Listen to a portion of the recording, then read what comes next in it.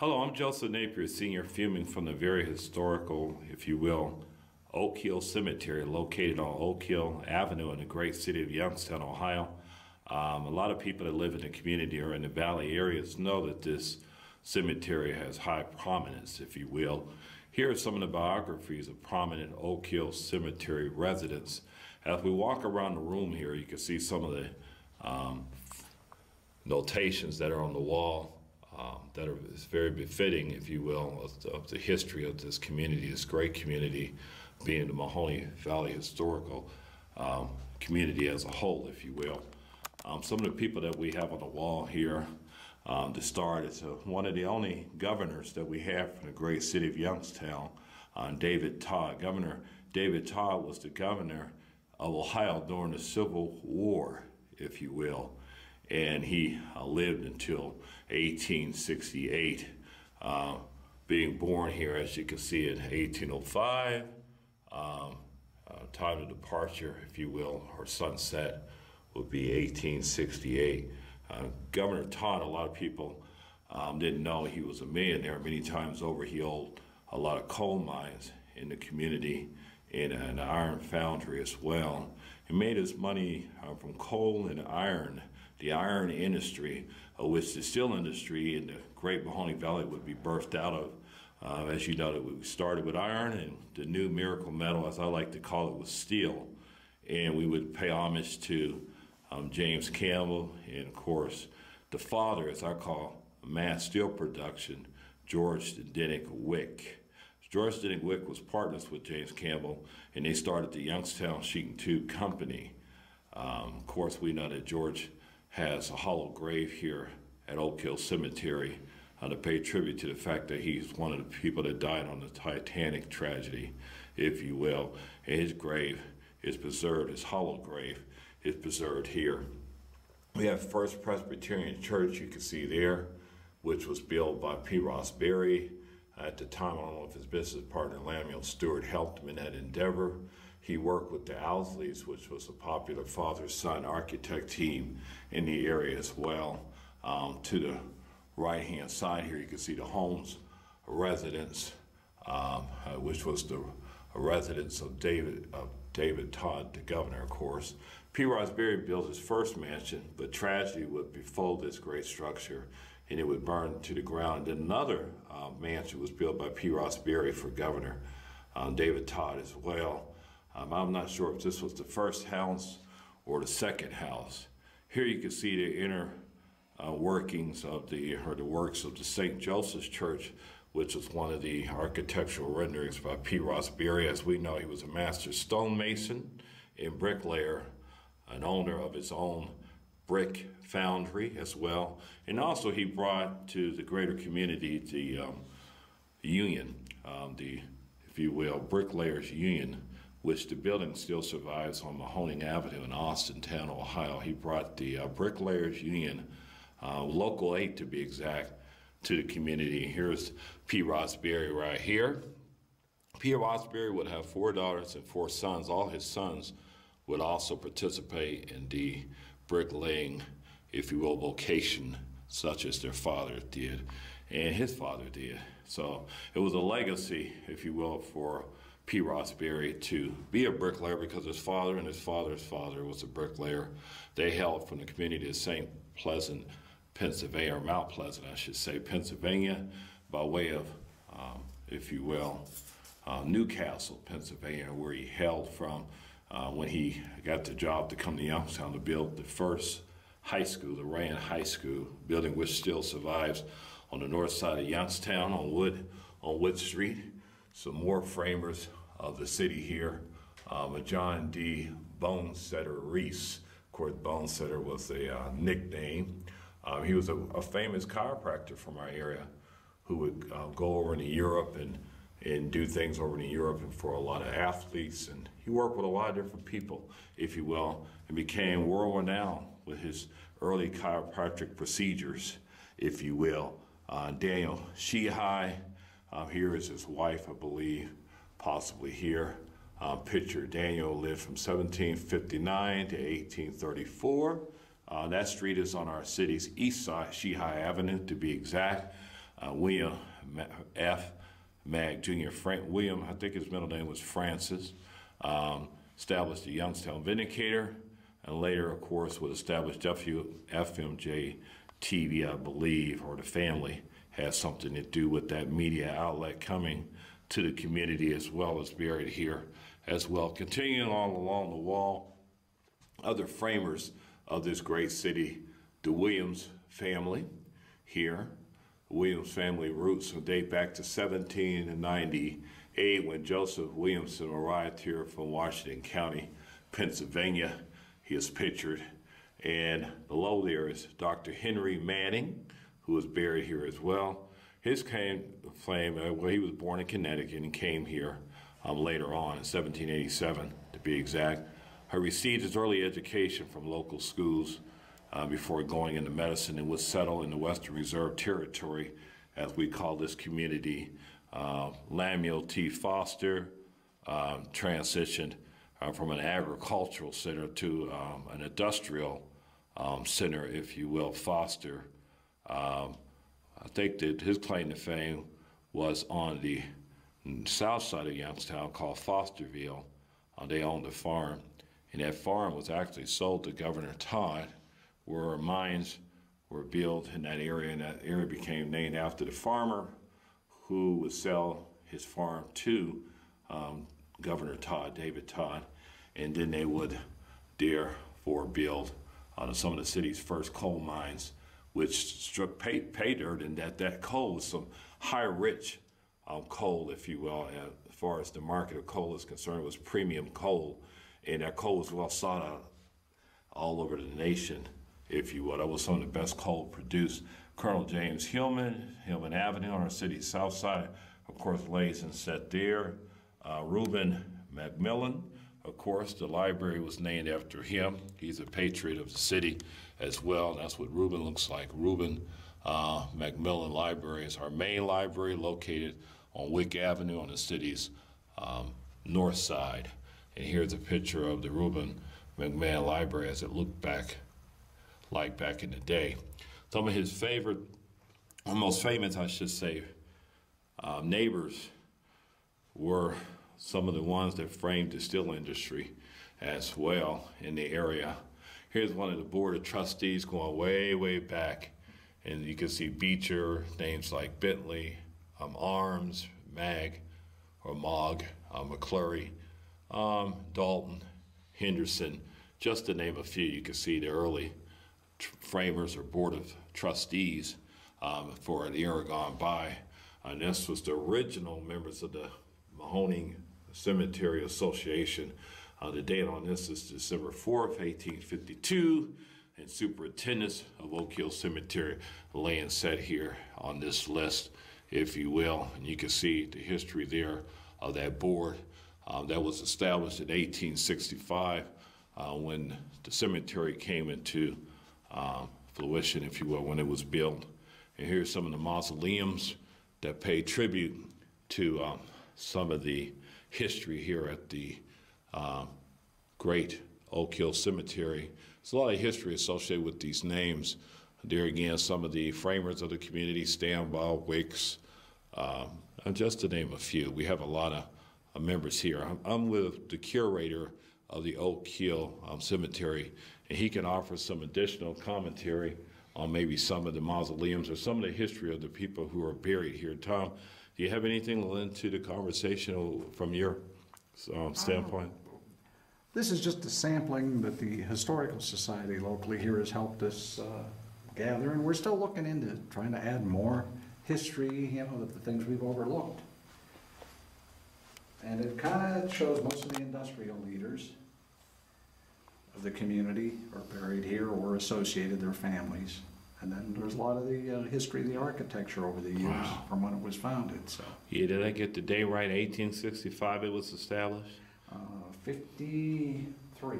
1853. 1852. 52 to be exact? It was chartered, and I'm not sure exactly when the first burial was. Okay. Well, here we go. Some of the early the gateway to the cemetery as it looked back there and the entrance. I would say that's what probably what the original entryway looked like back in the day. Some of the grand architects make up a lot of, or architecture, if we should say, makes up a lot of cemeteries, and Oak Hill has that. It has some of the most greatest architectural renderings, if you will, as far as memorials go, headstones. Very pretty to look at. I think that's some of the aesthetics. If you look at a final resting place having aesthetics, the monuments can make up that, if you will, environmental backdrop, if you will, with all these great statues. Some of them were made in Europe, and for those that could afford the money to purchase these great works of art, as I call them, and bring them to Youngstown, and then have them within the historical confines of this historic. Here's a map in 1874, pretty much what the cemetery looked like at that point in time, the layout of the cemetery, if you will. Previous to me having a conversation here with Tom, we took a picture of that, a video of what the map looks like to date, where you could get an idea of what the plots, locations are of historical residents, if you will, and some maybe not so famous. Funerals still go on here at the Oak Hill Cemetery, and they're about to enter into doing crematorium vaults, if you will, having where crematorium vaults can be purchased as well here.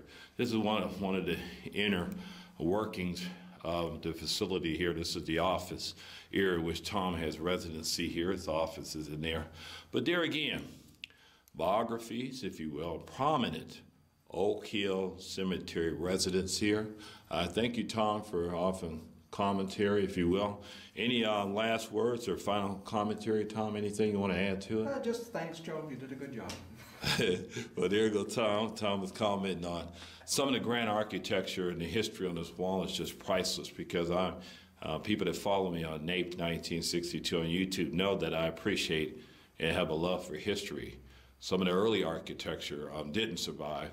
I don't believe this house here probably is here. This structure that's next to the monument is no longer here, as you can see. But Youngstown, being a little city, I call it, but with a big city, a little city kind of feel. For a city its size nationally, Youngstown has history, the history of like most major metropolitan communities would have, like Detroit or New York or Los Angeles, or areas like that, you know, with Forest Lawn and stuff like that. Oak Hill Cemetery has a lot of history here. Over here, I wanted to get this in closing, was John A. Logan. Logan avenues on our city's north side. Throughout the history of the Mahoney Valley, there's always been numerous individuals that have served bravely in the wars of our nation. And John A. Logan Jr. was one of those people. He departed this life in 1899, but not before serving his country in service. Thank you, Tom, for letting me in here and getting an opportunity to see Chauncey Andrews, another one here I have to say in closing as well. Andrews Avenue fame. He made his money in a lot of various different enterprises. A lot of people call him the mentor to the millionaires, if you will. Chauncey made his money with the railroads industry. So had his hands in just about everything. He had mines, he was in the railroads, he was into just about everything. I think his railroad was called the Thornhill, rather coal mine was the Thornhill coal mine. He eventually had interests in other areas in Brookfield, Hubbard, Sharon, Mercer counties, Columbiana County, you get it. Chauncey had his hands in a lot of different ventures, if you will. This is Joseph Napier Sr. signing off for now on the NAPE 1962 channel.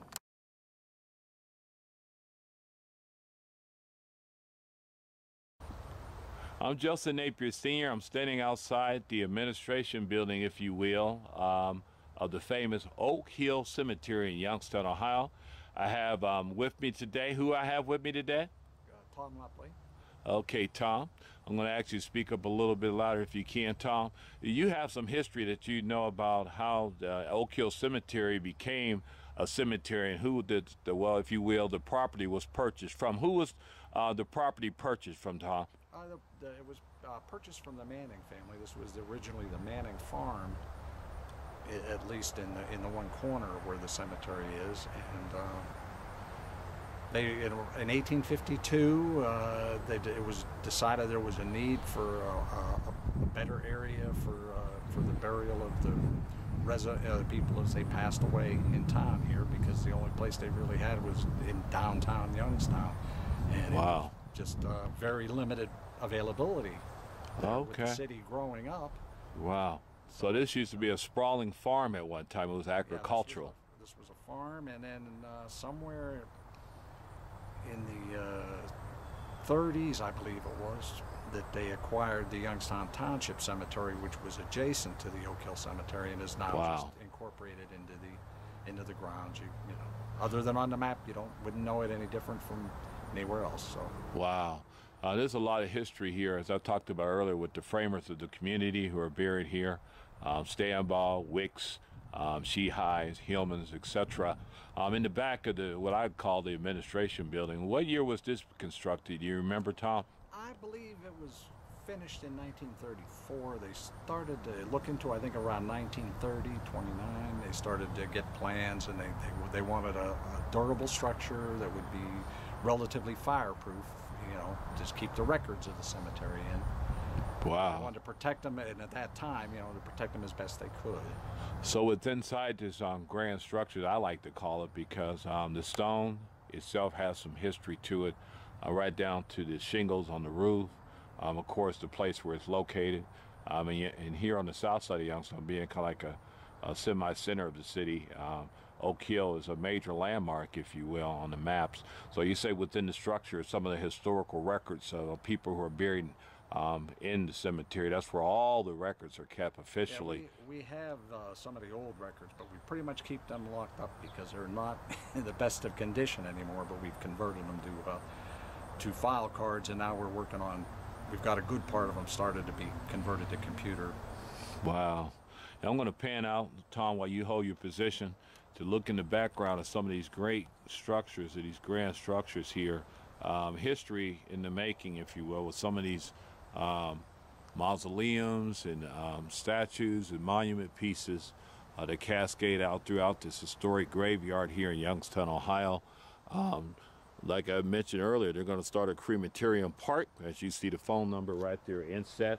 If you want any information on how to and get your loved one's ashes preserved here as well. And as you can see, cascading up on the famous hill, one of the hills, let's call it Oak Hill, of this great cemetery. And now you can see why it's referred to as Oak Hill Cemetery. The original brick roads are constructed here. I'm curious if P. Rossberry himself may have done some of the brick work, if you will, back then. P. Rossberry is one of the famous residents, I should say, of his final resting place here. He built a lot of Youngstown's original downtown structures, the Grand Opera Hall, if you will, the first Presbyterian church, the very first one, the very first Mahoney County Jail, the very first Mahoney County Courthouse, on and on and on. So many structures that they nicknamed him Mr. Downtown Youngstown for the many architectural contributions that he made, along with his sons. All his sons, Plimpton Jr., Wilson, et cetera, et cetera, et cetera, all of them played a role in the family business, was building fireplaces and brick roads and schools and chapels and everything in between. Tom, I thank you for the interview. I thank you for your time, sir. Most appreciated. Oak Hill Cemetery was established in 1852. Today it is one of the oldest cemeteries in the city of Youngstown, Ohio, historically speaking. Oak Hill is the resting place of many of the founding fathers from the city. Some of these individuals include Daniel Sheehy, Colonel James Hillman, and Governor David Todd.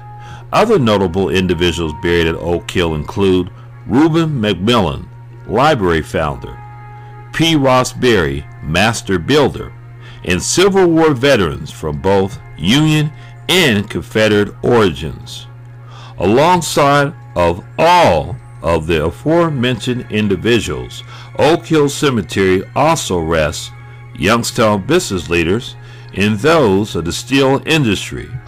Oak Hill is a traditional cemetery with many different headstones, plantings, and family mausoleums. Oak Hill Cemetery is currently undergoing a renovation in which to expand the cemetery. I am Joseph Napier Sr., and I thank you for coming along on this historical journey of Oak Hill Cemetery, founded in 1852.